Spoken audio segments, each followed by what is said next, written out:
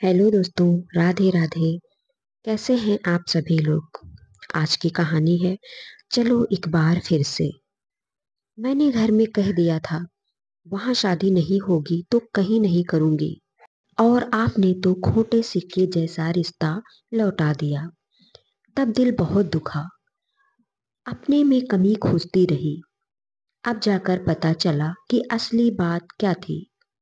कितना कुछ अचानक मेरे सामने आ रहा था। रजनी मुझे इतने लंबे समय से मन में बिठाए हुए थी, और मुझे भनक तक नहीं लगी। जितना कुछ सोचकर मैं गांव आया था, उसका आधा भी खा नहीं पाया था। पता नहीं क्यों, लेकिन सामने रखा खाना देखकर भूख मरने लगती थी। जरा बहुत चक्कर उठ जाता। मेजबान को लगता कि शहर वाला लड़का है, पसंद ही न आ रहा होगा। जबकि असलियत तो ये थी कि यही शहर वाला लड़का शहर से ऊब कर गांव की महक में रम जाने आया था। दोस्तों का फोन आता था, कब वापस आओगे। मैं टाल जाता था। क्या जवाब देता। मैं तो यहाँ अलग अपनी लड़ाई लड़ रहा था, अपने आप से। बहाना तो मैं ये बनाकर आया था कि गांव में जमीन जायदाद से जुड़ा कुछ काम है। सच्चाई ये थी कि कुछ दिन शांति से रहना चाहता था, लैपटॉप की किटपिट से दूर, शहर की औपचारिक जिंदगी से दूर, उस नाम निशा से दूर जो अपने मतलब को सार्थक करता हुआ सच में मेरे चारों तरफ अंधेरे की चादर फैला चुका था। कहने को तो हमको अलग हुए समय बीत चुका था, लेकिन तकलीफ नाम बदल बदल कर परेशान कर रही थी। कभी गुस्सा, कभी बदले की भावना, कभी निराशा। अजीब लगता था सोचकर कि कभी हमारे बीच प्यार भी था। उस दिन भी आम के पेड़ के सामने बैठा, कहीं दूर देखता हुआ गुम था कि उस आवाज ने चौंका दिया। पेड़ को भस्म कर देंगे क्या, घूर घूर कर। मैं पलटा, ये कौन है। पर पल भर में ही उसके गाल पर उभरा तिल उसकी पहचान याद दिला गया। रजनी, है ना। हाँ, और कौन आपको ऐसे टोक सकता है। कहने वाली हंस रही थी, मैं थोड़ा झेप रहा था। कई सालों बाद हम मिल रहे थे। हम एक ही स्कूल में थे। मैं 2 साल सीनियर था। 12वीं के बाद मैं आगे पढ़ने शहर चला गया था। उसके बाद जब भी आया, वो दिखी ही नहीं। वैसे मैंने उसको ढूंढा भी तो नहीं। बस बीच में एक बार वो तब याद आई थी जब मेरे लिए उसके रिश्ते की बात उठी थी। मैंने मना कर दिया था। तुम तो दिल्ली में सेटल्ड हो ना। जितना कुछ पता था उसके हिसाब से मैंने बोल दिया।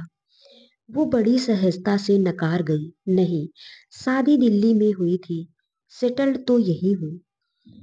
पेड़ को छूकर आती एक हवा का झोंका मुझे भी छू गया।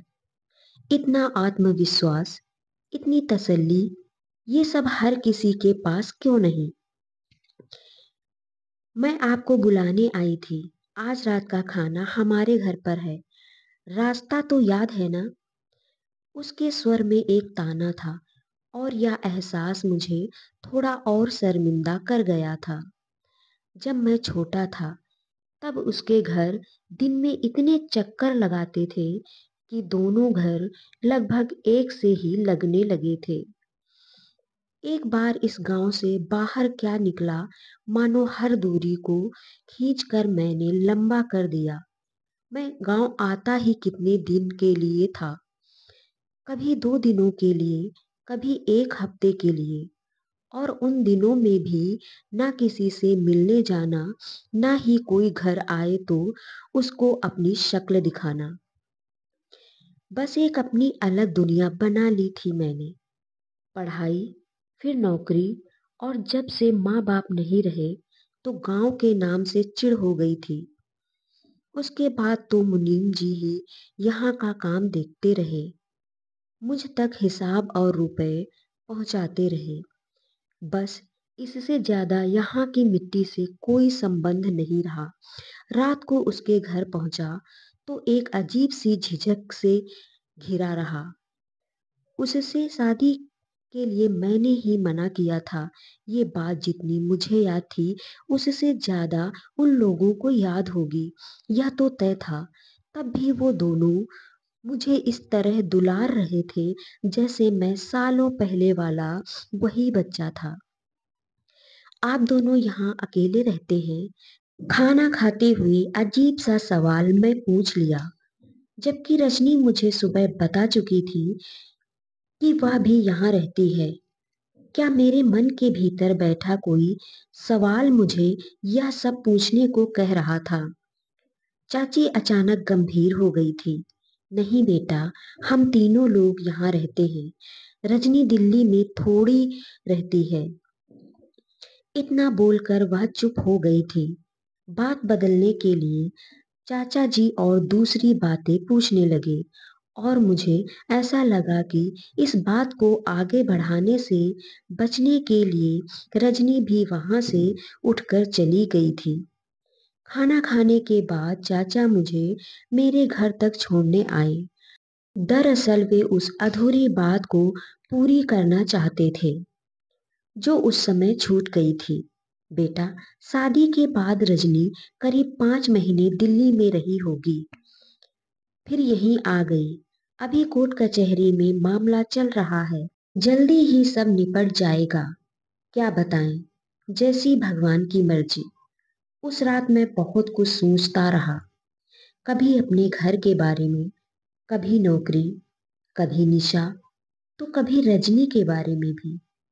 कहते हैं ना कि सुख एक उत्सव का माहौल लेकर आता है, उसमें सब एक दूसरे से जुड़ जाते हैं। ठीक इसी तरह दुख भी एक ऐसी काली चादर ओढ़कर आता है जिसके नीचे सभी उदास लोग इकट्ठा हो जाते हैं। अगली सुबह उसके घर से बहुत सारा नाश्ता मेरे जगने से पहले ही हाजिर था और उसके बाद दोपहर में भी मेरी थाली लगकर आ चुकी थी। रजनी के घर काम करने वाले लोग इस तरह मेरी सेवा में लिप्त हो चुके थे जैसे मैं उनके घर का मेहमान हूँ। रात में नौकर खाना देने आया तो मैंने साफ मना कर दिया। अरे, आप चाची से मना कर देना, इतना खाना मत भेजें। दिन का ही सब रखा हुआ है। मेरे पास यहाँ खाना बनाने के लिए लोग हैं। वह क्यों परेशान हो रही हैं? वो हंसते हुए बोला, अब यह सब बात तो आप ही कह दीजिएगा, नहीं तो रजनी दीदी हमारी खटिया खड़ी कर देंगी। अपराध बोध के तले मैं दबता चला जा रहा था। किसी तरह तो यहाँ मन लगना शुरू हुआ था। अब अचानक यह सब। अगली सुबह उनके घर से नाश्ता खाना आने से पहले ही मैं उनका दरवाजा खटखटा चुका था। सामने रजनी खड़ी थी। सॉरी, सुबह सुबह डिस्टर्ब किया। वह मुस्कुरा रही थी। सुबह सुबह गुड मॉर्निंग कहते हैं, सॉरी नहीं। अंदर आइए।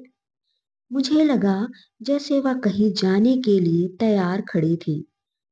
घर पर चाचा चाची भी नहीं दिख रहे थे। बस मैं चाची से यह कहने आया था कि भोजन के लिए परेशान मत हो। मुनीम जी ने सब इंतजाम कर दिया है। वैसे मैं 2-3 दिनों के लिए नहीं आया हूँ, अभी रहूंगा कुछ दिन। रजनी अपना बैग उठाते रुक गई। क्या आप नौकरी छोड़कर आए हैं? जहां तक मुझे पता है आपकी तो जॉब है ना वहां। मैं इस सवाल के लिए तैयार नहीं था। इससे पहले कि मैं जवाब देने के लिए और टाइम लेता, वो माफी मांगते हुए बोली, मैं शाम को आती हूँ घर, फिर बैठकर बात करते हैं।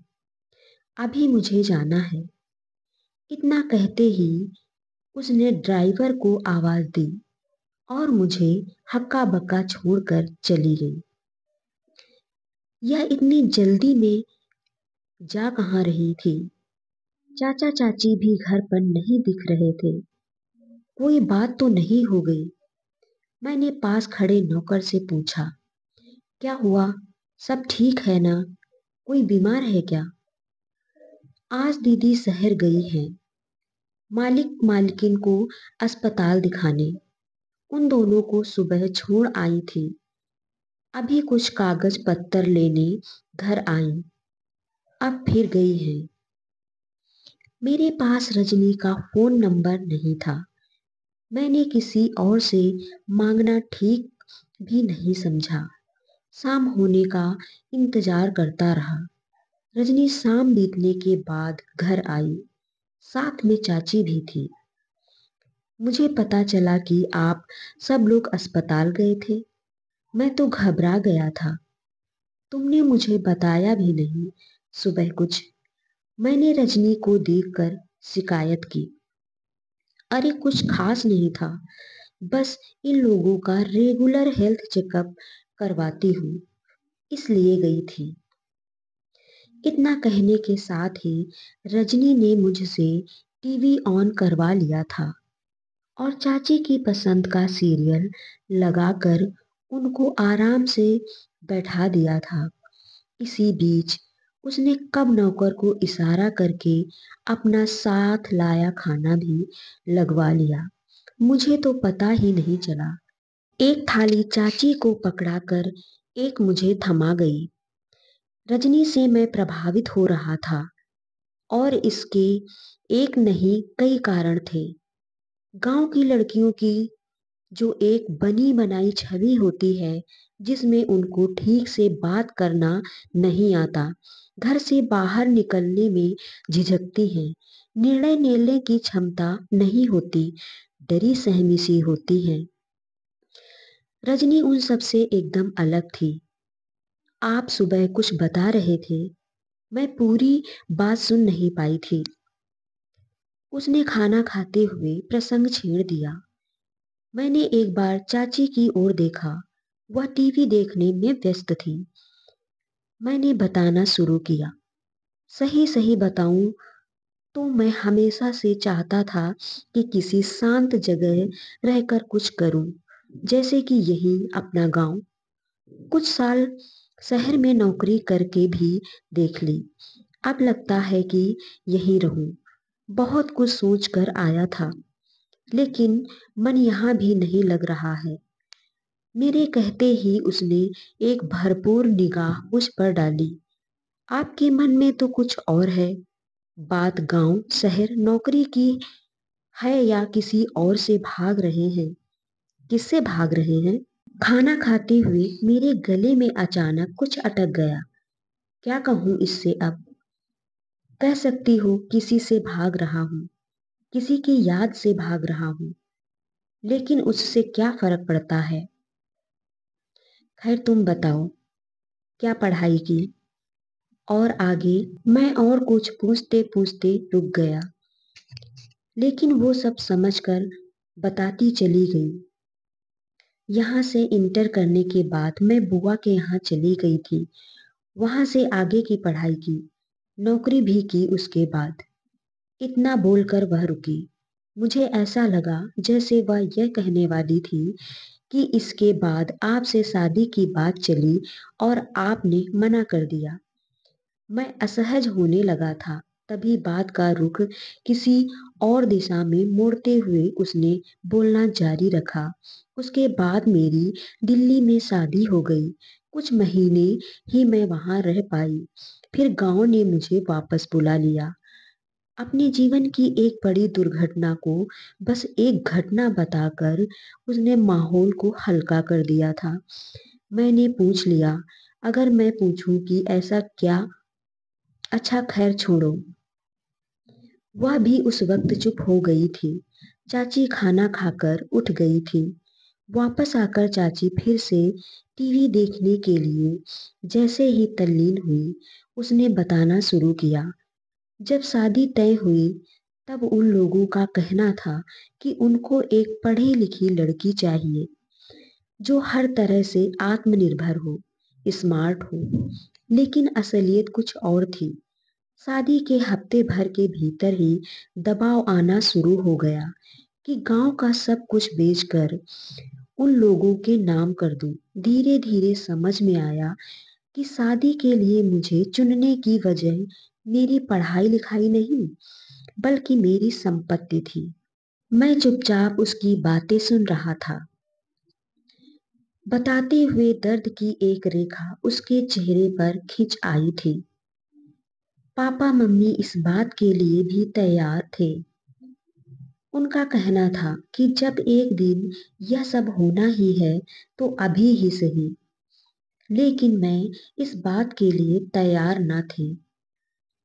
आखिरी पंक्ति बोलते बोलते उसका दुखी चेहरा एक सशक्त स्त्री के चेहरे में तब्दील हो चुका था। मेरा यह कहना था कि क्यों मेरे पापा मम्मी सब कुछ बेचकर वहां पर रहे। उनका वहां कुछ भी नहीं। उनको कैसा लगेगा वहां पर रहने में। जब मैंने यह बात समझाने की कोशिश की, तब उन सबका असली चेहरा सामने आने लगा। वहां किसी के लिए भी मैं कुछ नहीं थी। वे लोग सिर्फ लालच से हम सबसे जुड़े थे। जैसे ही ये सच सामने आया, मैंने अपना फैसला सुनाया और यहाँ आ गई। पापा मम्मी के साथ हूँ, उनका ध्यान रखती हूँ, अपने खेत बाग संभालती हूँ, बस। और क्या चाहिए। मैं सम्मोहन में था। मेरे सामने महिला सशक्तिकरण का एक ऐसा चेहरा बैठा था जिसकी हिम्मत देखकर मुझे अपनी कमजोरी पर हैरानी हो रही थी। किन छोटी छोटी समस्याओं से मैं भागता फिर रहा हूँ। हर बात पर घबरा जाना, निर्णय न ले पाना। मैंने एक पल ठहर कर पूछा, तुमने उसको माफ कर दिया, अपने हस्बैंड को? अगर माफ नहीं करती ना, तो कभी आगे नहीं बढ़ पाती। अगर मन में किसी के लिए नफरत भरी रहे, तो वह नफरत उसको भूलने भी नहीं देती। मैं उसे भूलना चाहती थी। मैंने माफ कर दिया। कितनी सहजता से कितनी बड़ी बात वह कह गई थी। थोड़ी देर में वह अपने सारे बर्तन समेटकर अपनी मम्मी को लेकर मेरे घर से चली गई थी। लेकिन बहुत सारी हिम्मत इस मेज पर छोड़ गई थी, जिस मेज पर हम खाना खा रहे थे। मैं बहुत देर तक वहां रजनी की उपस्थिति महसूस करता रहा। वह रात बेचैनी में कटी। अगले 2-3 दिनों तक हम नहीं मिले। लेकिन एक बात मैंने बड़ी शिद्दत से महसूस की कि रजनी की बातों में कुछ तो ऐसा था जो मुझे बहुत कुछ सिखा गया था। मेरे भीतर के डर को दूर भगाकर मुझे वह सब दिखा गया था जो अब तक मैं देखना ही नहीं चाहता था। मैं स्वीकार ही नहीं करना चाहता था कि निशा अब मेरी जिंदगी में नहीं है। पहले स्वीकार किया, नफरत करना छोड़ा, तब जाकर नाम मिटा पाया। नाम मिटा, तब ही सुकून मिला। सुकून मिला तो लगा कुछ और है भीतर। क्या था भीतर? अब किसी का नाम सुनाई दिया। दिल हुआ कि इसी वक्त उससे जाकर मिल लूं। घर से बाहर निकलते ही चौंक गया।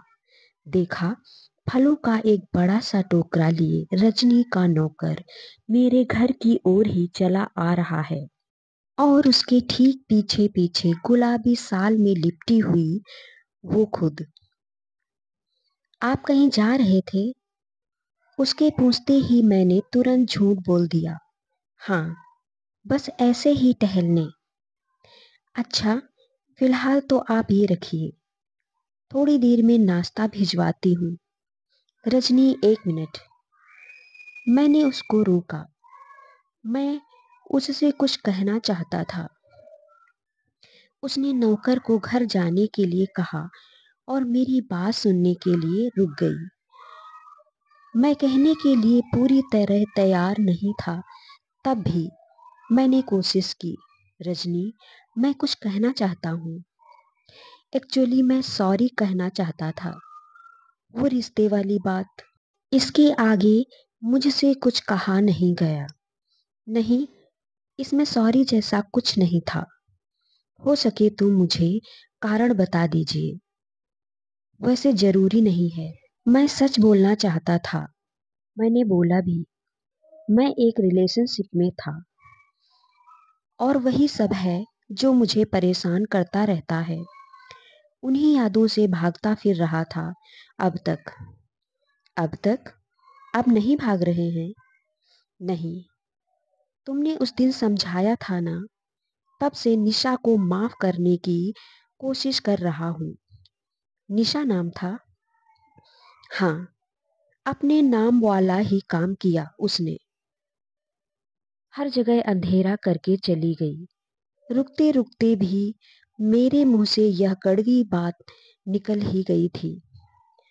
यह सब सुनते ही रजनी चौंक पड़ी थी। मेरे नाम का मतलब भी तो वही है। मैं तो इसको इस तरह से डिफाइन करती हूँ कि रात ना हो तो दिन भर की थकान ही ना मिटे, कोई आराम ही ना करे, कोई सपने ही ना देखे। उफ, मैं क्या बोल गया था। 2-3 बार सॉरी सॉरी बोलकर, इससे पहले कि मैं अपनी सफाई में कुछ और कह पाता, रजनी जाने का मन बना चुकी थी। बाद में बात करते हैं। आज मम्मी का मोतियाबिंद का ऑपरेशन है। मुझे उन्हें लेकर शहर जाना है। उसके जाते ही मैं डूब सा गया था। कितनी बुरी तरह दिल दुखा दिया था मैंने उसका। अपने दुख में इतना डूब जाना कि ना बोलने का होश रहे, ना किसी को समझने की चिंता रहे।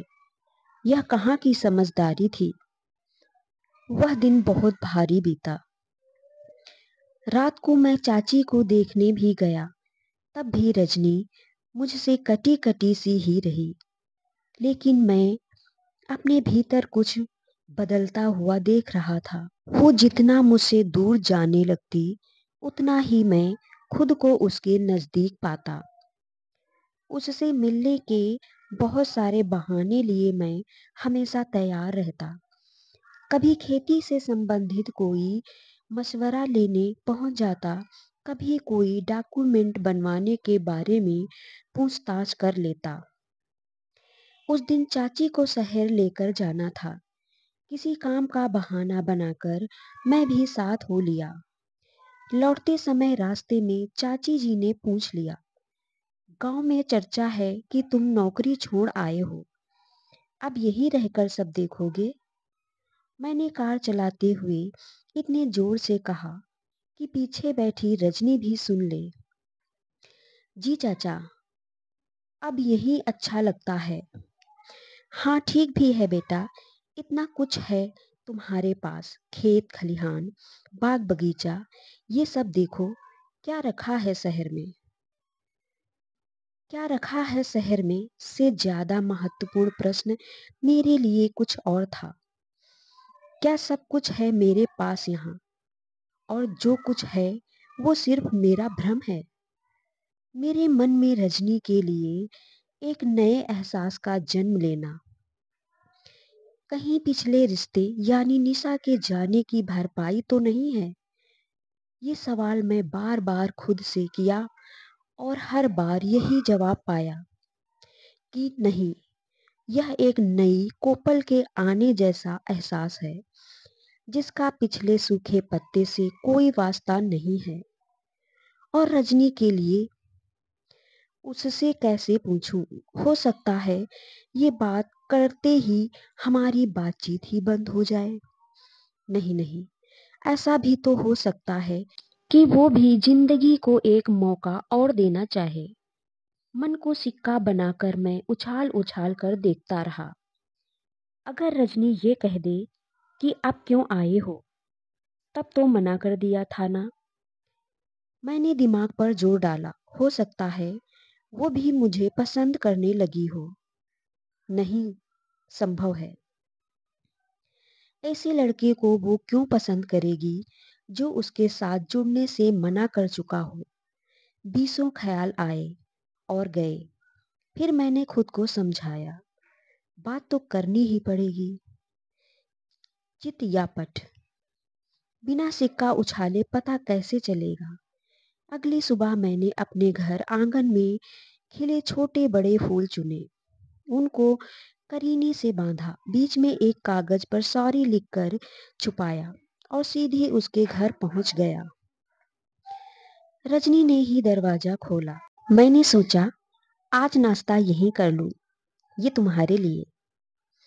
हड़बड़ाकर मैंने फूल उसकी ओर बढ़ा दिए। बीच में रखा कागज उसको दिख रहा था। ये क्या है? किस बात के लिए सॉरी?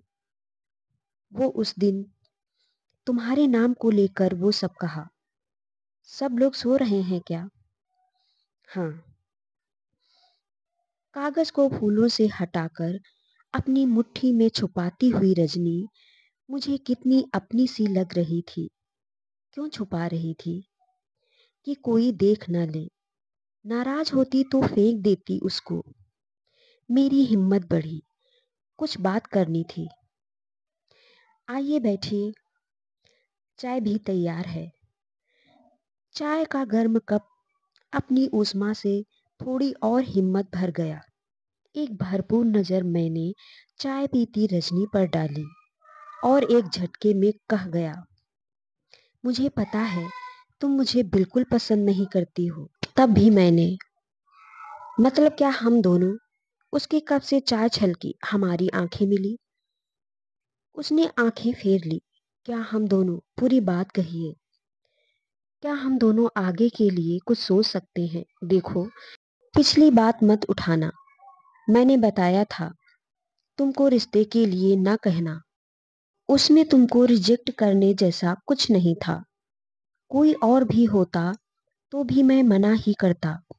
वो चाय पीती रही। भाप उसके चेहरे को छूती हुई उसके गालों में गुम होती रही। मैंने थोड़ा और जोड़ा, तुम मना कर सकती हो, तुरंत अभी। मुझे बिल्कुल खराब नहीं लगेगा। बस हमारी दोस्ती बनी रहे, उतना ही बहुत होगा मेरे लिए। रजनी अचानक गंभीर हो गई थी। मेरी ओर देखकर धीरे से बोली, इतना डर है मुझे खोने का? मैं सिर झुकाकर बस हाँ ही कह पाया। उसने एक लंबी सांस खींचकर पूछा, आपको क्या लगता है आपके घर जब रिश्ता भेजा गया था उसमें मेरी मर्जी नहीं थी? मैं चौंक गया था। ये क्या कह रही थी? मैंने घर में कह दिया था वहां शादी नहीं होगी तो कहीं नहीं करूंगी, और आपने तो खोटे सिक्के जैसा रिश्ता लौटा दिया। तब दिल बहुत दुखा, अपने में कमी खोजती रही। अब जाकर पता चला कि असली बात क्या थी। कितना कुछ अचानक मेरे सामने आ रहा था। रजनी मुझे इतने लंबे समय से मन में बिठाए हुए थी और मुझे भनक तक नहीं लगी। लेकिन ये बात जानकर मुझे जितना खुश होना चाहिए था मैं हो नहीं पा रहा था। कितने ही जद्दोजहद से गुजरी होगी ये। पहले मेरा मना करना, फिर वहां शादी होना, उसके बाद नर्क झेलना। मुझे लगा जैसे कहीं न कहीं इन सब के लिए मैं ही जिम्मेदार था। मुझे माफ कर पाओगी रजनी? वो कुछ देर सोचती रही। माफ कर दूंगी, लेकिन। लेकिन क्या? लेकिन उस सवाल का जवाब अभी नहीं दे सकती जो आपने पूछा था। मैं मुस्कुरा दिया था। उस सवाल का जवाब उसके चेहरे पर लिखा था, भले ही वो खुद ना पढ़ पा रही हो। मैंने चाय का कप रखते हुए कहा, तुमने मेरा बहुत इंतजार किया है, अब मैं करूंगा। वो तो करने दोगी ना? वो चुप रही। मैंने कप उसकी ओर बढ़ाया, थोड़ी चाय और मिलेगी? भाप उड़ाती चाय मेरा कप भर चुकी थी। कप हो या जिंदगी, दोबारा भरे जाने का मौका सबको मिलता है, मैं यही सोचकर मुस्कुरा रहा था। सामने बैठी रजनी पता नहीं क्या सोचकर मुस्कुरा रही थी।